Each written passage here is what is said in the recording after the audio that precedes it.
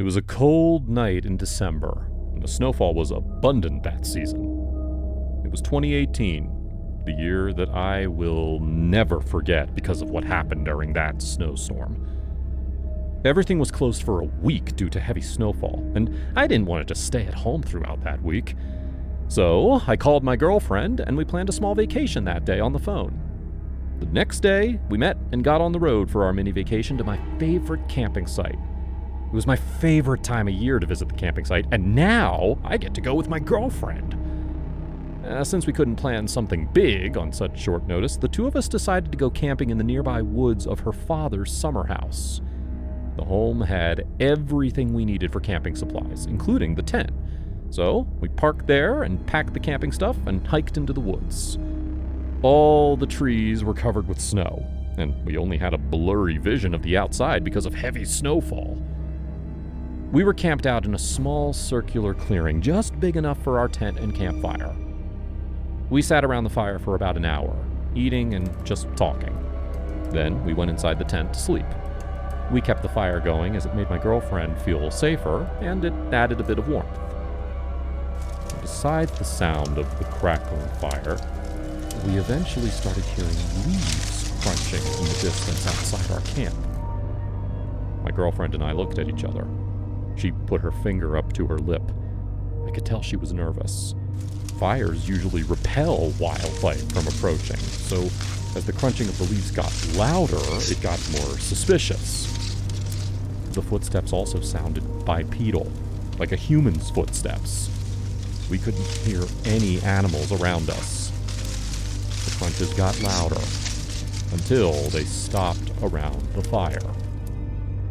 We noticed the shadow outline of someone standing out there. And then they sat down in one of the chairs, but they didn't say a word. I finally decided that I was going to peek my head out and check. I looked out to the campfire, expecting to see someone sitting on one of the chairs. But there was no one out there. I stood up to look around the campsite into the trees and darkness, but I didn't see anyone around. My girlfriend was whispering something. It sounded like she was urgently trying to get my attention. So I crawled back inside, and my girlfriend asked me who was outside and what did I see. I didn't know what to say. There was nothing I saw outside. But we both heard someone outside the tent. I told her that there was no one outside. She couldn't comprehend the situation, and she started sobbing in fear. And then she pointed towards the fire again. I looked at the wall of the tent and saw the shadow outline of the person sitting in the chair by the fire once again. I realized that this was impossible, though. I crawled back out of the tent to look one more time, and both the chairs were still empty. Both of us started to grow mad with time. I went back inside and told my girlfriend to pack the necessary goods because we were leaving right away. She didn't ask questions. She got straight up, took my hand, and followed me out of the tent. When she saw that there was no one sitting in the chair, she screamed. I yelled at her to be quiet, and I led us through the near total darkness in the direction back to her summer home. While running, we heard this horrible groaning sound not too far away from us, and one single loud crash of a tree branch or something. This caused both of us to scream and run even faster. We heard someone running behind us, but we still didn't see anyone. It was getting difficult to run in our heavy clothes with the snow on the ground, but we didn't stop. We found the home by repeatedly pressing the car lock button until we finally heard the car horn. We went inside, locked the door, and hid under the covers in the safety of the bedroom. Still, I didn't feel entirely safe being surrounded by nothing but woods in every direction, and I was paranoid that whatever was out there followed us to the house. I let my girlfriend sleep while I stayed up listening to sounds. I thought I heard a clicking or something from the front door to the home, but maybe that might have been my paranoia playing tricks on me. I fell asleep eventually, and then when we woke up, we went back for the tent and supplies, even though we were totally petrified. Nothing was moved, except for the one chair we thought we saw someone sitting in. It was knocked over. We packed our stuff and hurried back to the car, drove home, and that was our last camping adventure.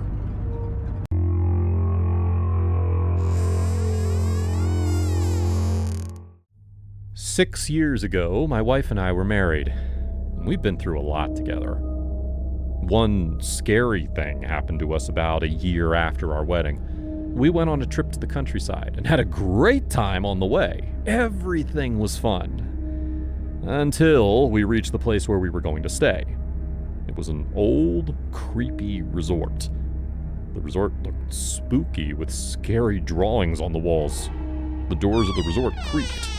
The floor made a creaking sound as we walked on it, and the echoes in that resort were bone-chilling. We talked to some people around, and they shared a dark story associated with the place. They told us that there was a room in the resort where the owner used to live all alone.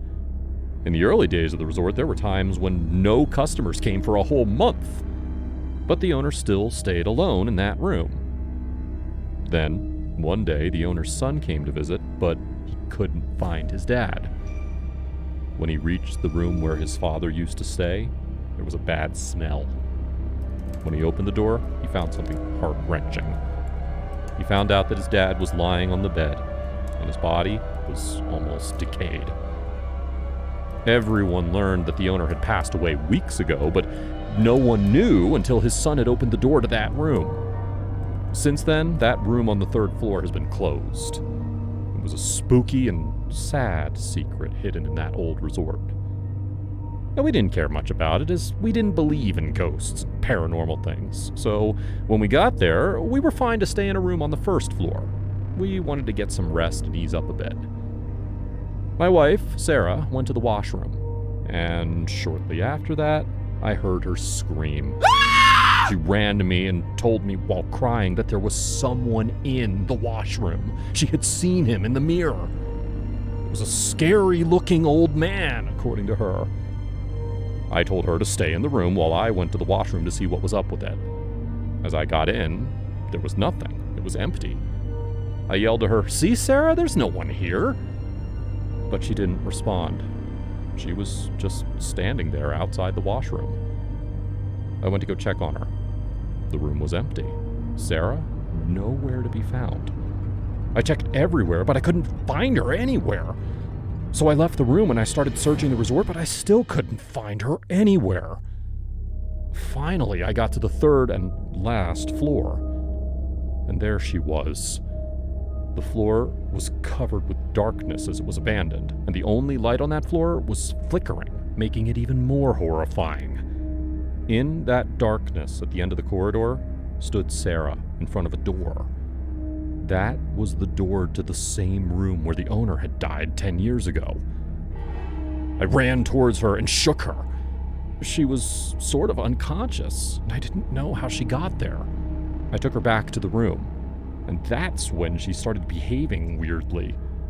I thought she might be tired, so both of us went to bed, and I turned the lights off so that she could sleep and wake up fresh. But while sleeping, I heard a whisper in a heavy voice. 1, 2, 3. I woke up and thought it might be Sarah. So, with my eyes closed, I told her to sleep. And after some time, I woke up again from a whisper. 522, 523, 524. I told her to sleep, not joke at this time of the night. But I was unaware of the danger that was lurking around me. Again, I heard a whisper after some time, but this time it was even more violent. 2,407, 2,408, 2,409. I didn't let it go this time, and I turned around to see Sarah, but she was not in the bed.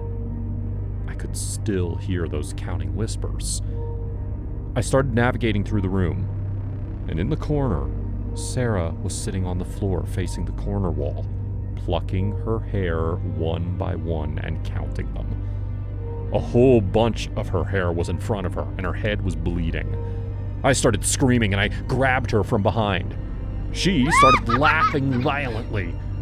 And as I picked her up to take her to the hospital, I saw a man standing in another corner of the room. He was scary. His face was all messed up as if his flesh had fallen off, and his body was all disfigured. Sarah was laughing like a maniac in my hands. I started screaming for help. The manager came, and it seemed as if he knew that this was going to happen. He helped me take Sarah to the car and take her to the hospital. It took her about a month to get back to normal. And that's how a pleasant trip turned into a complete nightmare. It was then revealed that the entire resort was haunted, and that many people had died in that resort since the mysterious death of the owner.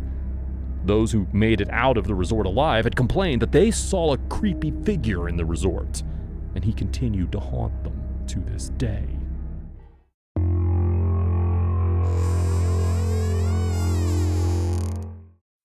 I used to work as a janitor in a large office building. It was a night shift job, and I was usually the only one there. The building was mostly empty, but there were always a few people who worked late. One night, I was doing my cleaning when I heard a noise coming from one of the floors. I thought there might be someone who's working the night shift as well, or someone who's doing overtime in the office. So for the first time, I ignored it. But then again, while working, I heard the same noise from the same floor. As I got to that floor, it was empty and dark. Only a few lights in the corridor were on. As I stood there, trying to figure out what happened, I heard the noise again. This time, I could tell which room it was coming from. I was hesitant and scared to see what it was, but I went to investigate anyway, and found that the door to that room was slightly opened. I peered inside, and I saw a dark figure standing in the shadows. "Hello?" I called out. I didn't get any response, but I could see the figure slightly moving. It just stood there, facing me. I took a step inside the room. "Are you supposed to be here?" I asked hesitantly. I still didn't get anything in response. All of a sudden, it just took a step towards me. I backed away. I'm calling the police," I said. I turned and ran down the hallway. I could hear someone running behind me in the corridor. I ran as fast as I could, but whoever it was, he was gaining on me. I reached the stairwell and started running down the stairs. I could still hear it right behind me. Oh, I was so scared that I could barely breathe. I reached the bottom of the stairs and burst out the front door. I ran to my car and jumped in. I locked the doors and started the engine. As I started the car, I looked up at that floor, and in that window, and saw the same dark figure standing, looking right at me. All of a sudden, someone came out of nowhere, started yelling and banging his head on the windows and trying to open the doors. I sped away from the situation, leaving him behind. But when I looked back from the rearview mirror, there was no one behind me. I called the police and told them what had happened. They said they would send a car to investigate. I drove home, still shaking from fear. I couldn't believe what had happened. Well, the next day, I went back to work. The police had investigated the night before, but they didn't find any sign of anyone inside or outside. I was still scared, but I knew that I couldn't let fear control me. I had to keep doing my job. Anyway, a few weeks later, I was working another night shift. This time, I was almost done cleaning, and then I heard a noise coming from the same floor where the man had attacked me before. I froze. My heart was pounding in my chest. I took a deep breath and I started walking towards the noise. I slowly opened the door to the room, switched the lights on, and peered inside. The room was empty. Oh, I let out a sigh of relief. Must have just been my imagination. I turned to leave, but then I saw something out of the corner of my eye. There was a shadow moving in the corner of the room. I swung around, but there was nothing there. I took a step into the room. "Is anyone there?" I called out. My voice echoed back to me from the empty room. I was starting to feel scared. I turned to leave again, but then I saw something move out of the corner of my eye again. This time, I was ready for it. I turned and saw that figure standing in the shadows. I could see its face. It was creepy, and it had a sinister smile on it. I couldn't figure out what I should do. I was terrified. and the man started to walk towards me in his wicked demeanor. He stepped closer, and I screamed for help. Suddenly, the lights flickered and went out, plunging the room into darkness. I tried to grab my flashlight, but before I could, the creepy dark figure grabbed me by the neck. I started screaming and tried to break free. It whispered in my ear, "You can't escape." Finally, with all my power, I pushed him and he fell. Then I ran towards the exit and tried to find anyone around working late to get some help. I found a few people and told them to come with me immediately to figure out this situation, as I was unable to handle it on my own. But as I returned with them, everything was calm and quiet. No one was there, as if nothing happened. We tried to get the footage of the incident, but surprisingly, CCTV footage didn't pick up anything on camera. I could see myself running away from something in the footage, but there was nothing else. The only haunted and paranormal activity that the footage captured was a cleaning bucket and other things falling out of my janitor's basket behind me mysteriously, and the doors of the rooms were banging on their own. That footage alone, though, shocked everyone when we all saw it. I was sure as hell that there was someone in that room. But where did they come from and where did they go? I still don't know. Still haunts the employees who work there, especially those working late at night.